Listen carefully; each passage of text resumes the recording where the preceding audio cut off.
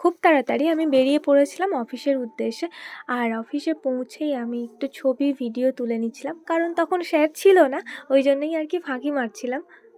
দেন আমি চলে গিয়েছিলাম মেন অফিসে, যেখানে গিয়ে একটু ঘোরাঘুরি করছিলাম।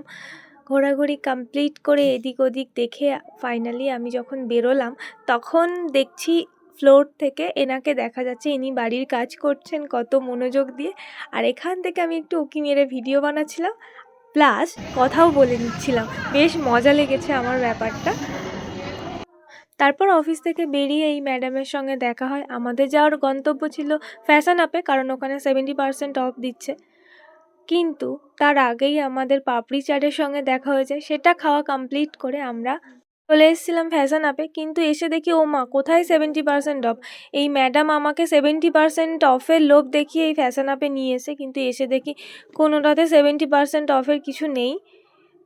তো যাই হোক, ঘোরাঘুরি কমপ্লিট করে আমরা চলে এসেছিলাম স্টেশনে এসে আমরা ট্রেনে উঠে পড়েছিলাম। আমাদের ট্রেন ছিল 6:32-এ ডায়মন্ড হারবার থেকে। আর দ্যাটস ইট ফর টুডে। দেখা হচ্ছে অন্য কোনো ভিডিওতে। Thank you for watching. By.